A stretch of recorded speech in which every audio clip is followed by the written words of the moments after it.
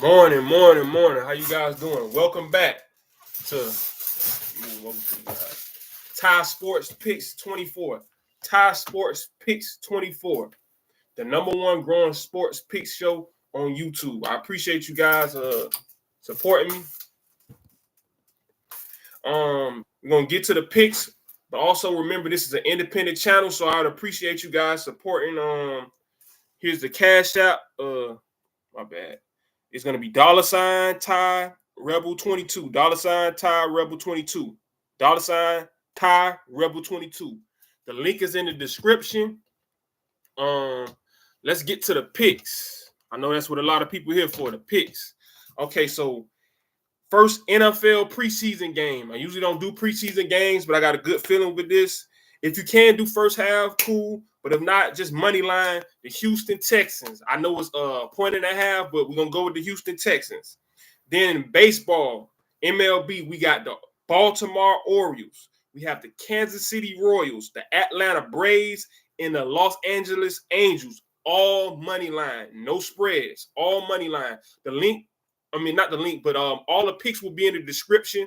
If you can't hear, they're in the description, or if you just need to go back. Also, the Cash App, Instagram, Twitter, and TikTok, all in the description. It's going to be Ty Sports Picks 24 at everything, and then except Cash App. Cash App is the $TY Rebel 22. $TY Rebel 22. Now let's get with the show. Okay, we got a lot of things going on. We're going over training camps. Now, the Miami Hurricanes started their camp yesterday. We saw some okay things from Cam Ward. Good for most quarterbacks, but since he's great, it was just okay. He said he wished the offense did a little bit better. But just from the videos online, you saw a lot of enthusiasm. It seemed like it was no playing around. Everybody was locked in, having a big game like Florida. There's a lot of pressure on both sides. I also saw Florida's training camp video, and it was a similar way. They didn't have the same body types as Miami, but they're still an SEC program up and coming. I saw Andy Jean back and wide receiver out of Miami Northwestern for the Gators. Elijah Badger, I believe, was out there catching the ball. Graham Mertz seemed to be making good throws. I didn't see DJ Lagway in any of the videos, but as far as the Hurricanes on their side, a lot of people still questioning the secondary, whether it be Markeith Williams, Isaiah Taylor, Zaquan Patterson coming off the bench after the two starters, which is Meach Powell and Jaden Harris. So we're looking out to see some updates on that, see how they do as they get in pads soon. But as far as the wide receivers, they look crisp. JoJo Trader was getting some one reps. You saw a little bit of Sam Brown. Everybody's speaking on he's going to be a deep threat, but don't forget about Isaiah Horton. He has some nice speed too, a little build-up speed, not as quick, but definitely fast. But it seems like they got weapons galore at the University of Miami, and Florida has some weapons too, not as much, but you only really need, a good 5 wide. You got tight ends. They got Arlis, Eris Boardingham, and then along with Trey Wilson, you got your Andy Jean, because I still believe in him. The Kareem Jackson, he's big time, already established in the Pac-12, just like a lot of those guys that Miami have. A lot of those Pac-12 skill players, not the linemen, they're big time transfer portal impact guys when they come to the South. Think about a Ricky Pearsall for first round pick out of Florida last year, or even his name slips my mind. The big tall wide receiver from Florida State. Sorry, I think his name was Wilson, something Wilson. Florida State receiver. Sorry. This is the professional, unprofessional podcast. Not Coleman, but the other guy. Just give me a second. Usually come off the dome with it. Okay, Johnny Wilson. Yeah, big tall guy. Actually playing for the Philadelphia Eagles, so he can be a problem for the Cowboys. Okay, now the Dolphins training camp, they've been looking well, even with the injuries that they have out. They've been looking well, still no Odell Beckham sighting. I don't know if they're holding him back. They say it's not that serious. I hope it's not, because he took a while to get on the field for the Ravens, but they've got receivers galore. Even though Washington out of USC is actually on injury reserve, but Jalen Waddle and Jalen Ramsey been having battles. You know, Ramsey, in my opinion, is the best cornerback in the NFL. But Waddle, you know, he's top 10 receiver or top 15. He been giving them a run for his money. They've been a lot of back and forth, and then Devon H.A., he's been, you know, hanging in there, maintaining his speed, got some size on him, you know, but still breaking long runs. Then you got Channing Tindall, the linebacker out of Georgia that they took after the first national championship a few years ago. He's been coming along, so we'll see how they look next week in that first preseason game. But yeah, the Dolphins are looking up, but the backup quarterbacks aren't looking so tough. I'm definitely interested in the offensive line, though, for the Dolphins. We want to see how they are with more contact. You know, as far as that Hall of Fame game, another thing, I didn't put this on the ticket, but if you like, that over and under is 30.5. You know, that's not a lot of points. That's 17-14 would be over 30.5. So if you want to do an extra thing as a bonus, maybe a single pick, just do the over for the 30.5 for the NFL game. So that's another one. Rat poison. If you know Nick Saban, he's famous for saying no rat poison, don't listen to the media criticism or the media praise. That's how he kept that dynasty intact. A lot of people think it's just about talent and recruiting. Wrong. Look at Georgia, no disrespect. Look at Texas A&M when they had the top recruiting class in history. It was not just recruiting that got Nick Saban where he was at. He didn't always have the best recruits at LSU or Michigan State. He was still winning championships or going to, you know, BCS bowl games, top 10 finishes. He has a formula, and he's giving the formula to Lane Kiffin. Yeah, the Ole Miss coach, former FAU head coach in USC, Tennessee, Oakland Raiders. He's been all around, but he's most recently well known for being an Alabama offensive coordinator in, I believe, 2015 at Derrick Henry, Jacob Eason offense. Excuse me if I got the guy's name wrong. The transfer quarterback that came from Florida State. But basically, Lane Kiffin was speaking to the media and just, you know, speaking in general, like he's not gonna allow the rat poison to seep in to the Ole Miss program. A lot of people are giving us a lot of hype because of all of the, you know, preseason additions we have from the transfer portal. When you got Walter Nolan out of Texas A&M, you got Juice Wells, and Juice looks very big. He's coming off an injury. He was all SEC in 2022. He had injuries at South Carolina in 23 that stalled this season. But he's looking like a monster. He is not going to be a second fiddle to anybody. I know we have Trent Harris, which is seen by many as the top receiver in the nation, top receiver in the SEC, but Juice Wells is coming for his teammates' title. Along with we have Deion Smith, the LSU former player that's the number one junior college wide receiver in the country. He had to take some extra classes to get himself, I guess, qualified. And not to dwell on that, but Jake Coker, that was the Alabama quarterback I was talking about. Yeah, I'm a perfectionist. I hate to, you know, get people's name wrong and stuff. But yeah, back on Ole Miss, you know, of course we have a Heisman candidate, Jackson Dart, but we got a lot of candidates for trophies. And then when you look at a guy like Chris Hardy coming with 8.5 sacks out of South Alabama, backing up guys like Princely U. I'm not gonna butcher his name up. I think it's Umeli. Yeah, Princely U. I can't pronounce your name. Sorry about that, big guy. I'm gonna get it right. But yeah, no rat poison for Ole Miss. I know Prince Paul is looking very good. Chris Paul is his real name, but they call him Pooh. We also have Centurion Perkins working at that jack, you know, rush linebacker. I think he'll be great at that. I'm pretty sure he can cover a little bit. You know, they threw a lot at him as a freshman. He was a 5-star freshman linebacker. He played last year. I see a lot of great things coming for him. You know, don't be surprised if you see a lot of Centurion Perkins making plays on that defense for Ole Miss. And then let's move along to just in general. Let's speak on positive and negative fan bases. I see a lot of fan bases on Twitter, just mainly on Twitter. Sometimes YouTube too, being very pessimistic because a guy gets an injury or because they don't get a recruit.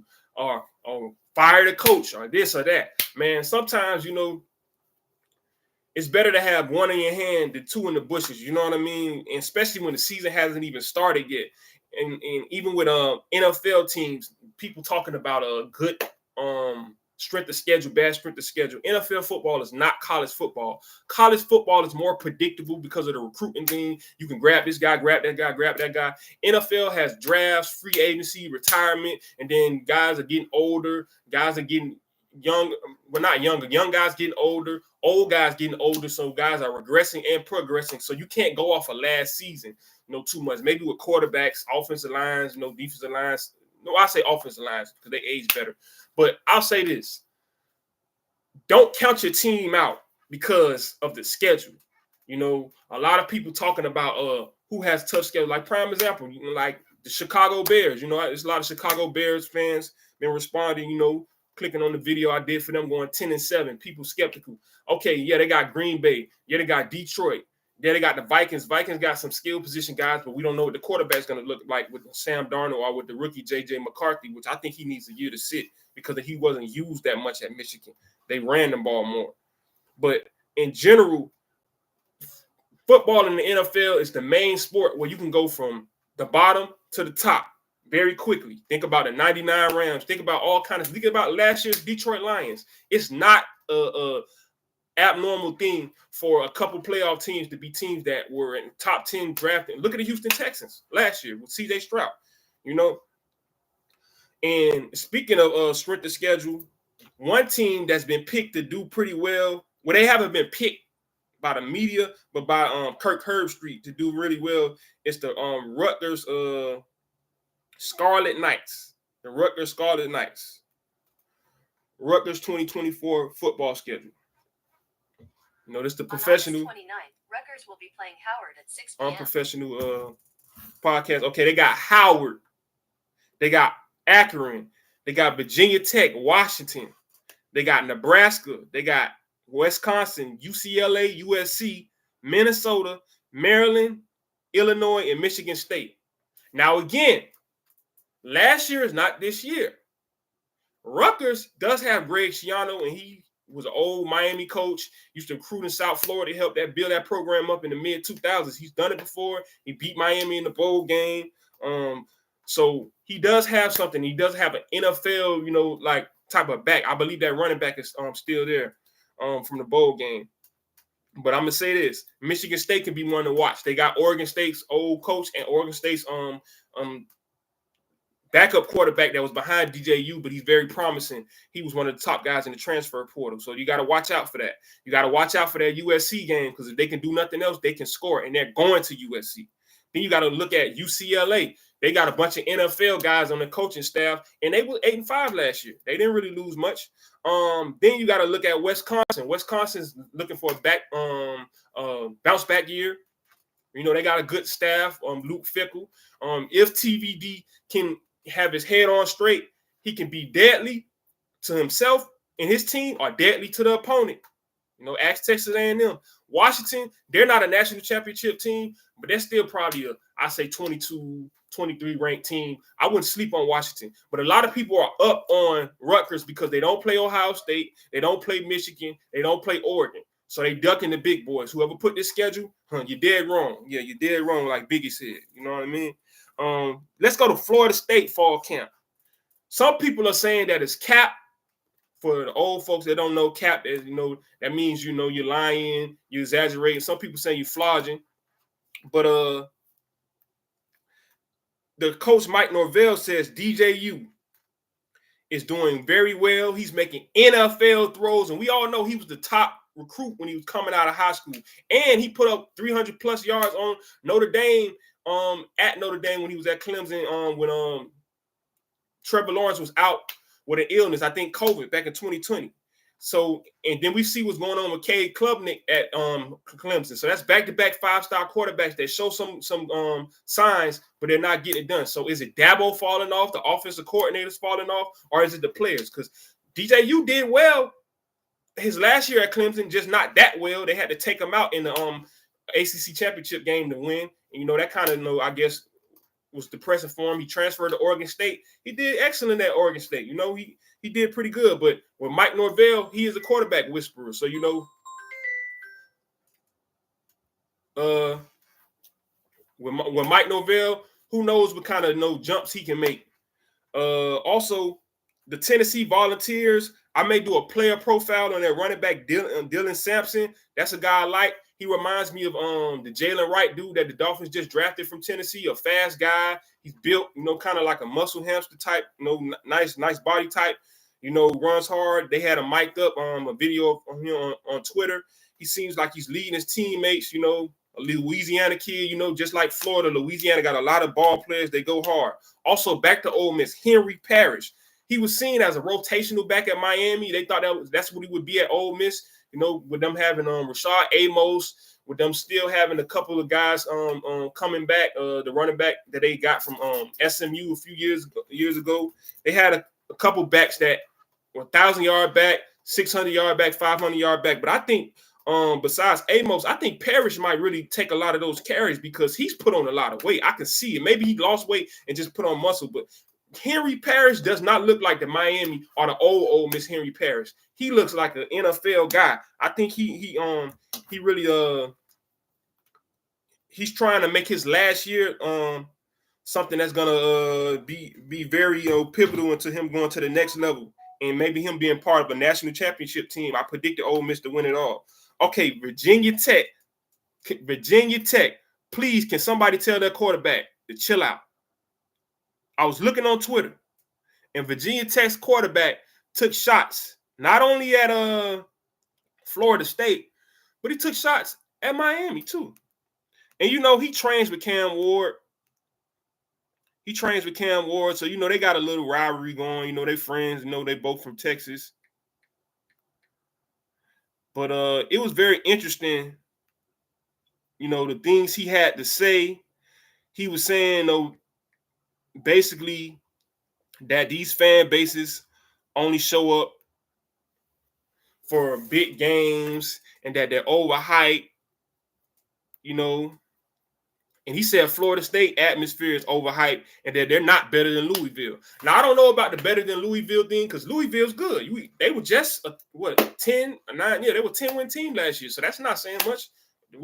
Florida State's as good as a 10-win team? You know, but Virginia Tech is not to be played with. They're on the rise. Kyron Drones, he is like that. So that's why he can talk. He trains with Shedeur Sanders. He trains with Cam Ward. He is definitely like that. And then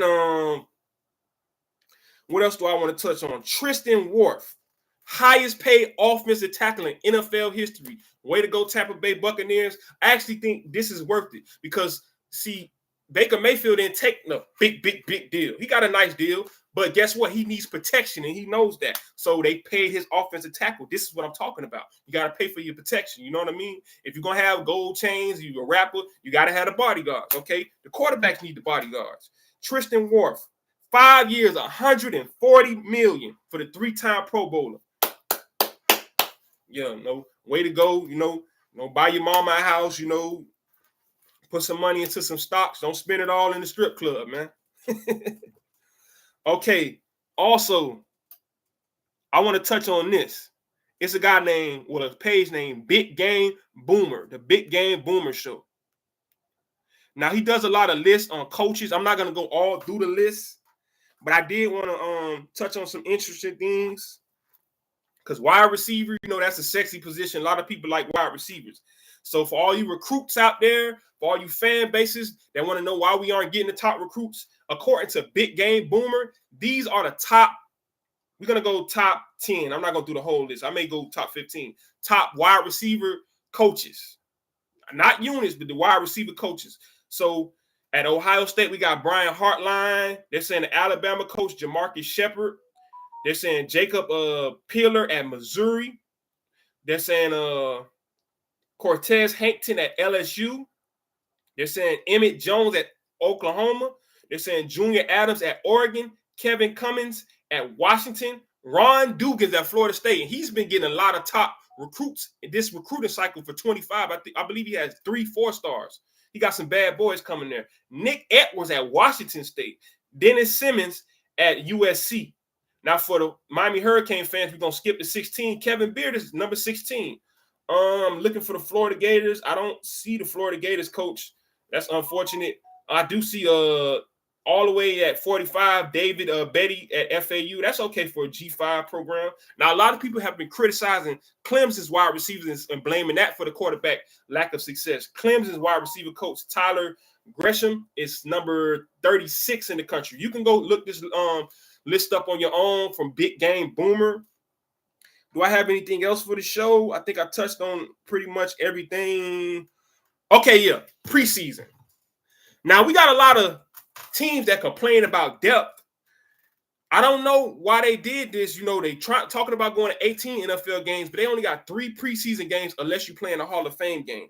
So how are you going to find your special teams? How are you going to find your backups? So that's very interesting. And then you got starters complaining about wanting to play because they used to play in a game and a half, one game, and then they'll play in like a half when it was 4 games. Now they're kind of fighting for those that exposure, you know, to get it, maybe a starting role versus a backup role, or to just get that rust off of them. But you got guys trying to make the team. I don't know if maybe they supplemented with more organized scrimmages, you know, when teams fly in 2-3 days early before the preseason game and they scrimmage. But you got to get those reps in. A lot of people that never played football are making football decisions, and that's why you're seeing the decline in offensive line play. That's why you're seeing the decline in tackling, because it's a physical game. I mean, I see Geno Smith saying that he's going to wear the Guardian possibly, you know, that weird little cushion cap you see over the helmet to stop, you know, some of the impact. Maybe they have to do something like that, but you cannot remove the physicality from the game. Okay, another thing I want to touch on as a Cowboy fan, I'm sorry, fly, Eagles, fly. We got to respect them. Patrick Queen, that linebacker, and Saquon Barkley at running back. A lot of people saying, can Saquon have 1,000 and 1,000 rushing and receiving? He's dangerous. Then let's look at Russell Wilson. Why are they disrespecting Russell Wilson in Pittsburgh? Tell me why. I just need to know why. Like Jadakiss said, man, why? Why I can't come doing a pecan jab? Yeah, why Russell Wilson can't take 2-3 days off of practice like some other quarterbacks that have won Super Bowls and are future Hall of Famers without getting his job took? He like Craig on Friday. How you get fired on your day off? Now, his backup, that is the chicken that has not been in the oven long enough, but you got the media. I'm not hearing this from Mike Tomlin because he's a no-nonsense guy talking about Justin Fields. You say his name 3 times like Candyman in the pill. Man, look here, man. Justin Fields, he's a great athlete. He can be a great quarterback. But the same way Andy Reid had Michael Vick after he got out of jail sit behind a great quarterback, Donovan McNabb, and learn, Justin Fields needs to sit behind Russell Wilson and learn. I don't know what people's rush is. Russell Wilson is not sorry. He did good last year. They just got rid of him because they didn't want to give him his bonus. And Sean Payton, he's a great coach, but he's one of those guys that wants his guys. Because even now, I think it's malpractice what he's doing with the whole Bo Nix, Zach Wilson thing. If you're going to get Zach Wilson, there's no reason for Bo Nix. If you're a quarterback whisperer, why do you need 2 young quarterbacks? And like, it's a lot of confusion going on in Denver. I'm down on Denver. I haven't put out my preseason prediction for them, but yeah, their record probably gonna be similar to that it was last year. Not because they don't have talent, but it's just a lot of confusion, and that's never been a confusing organization. I don't know where that's coming from. They've always been respectable in how they run things. You know, I don't know if it's ownership, but yeah, that's my show for the day. Thank you guys for joining me. Go put the picks in, and I'll see you tomorrow.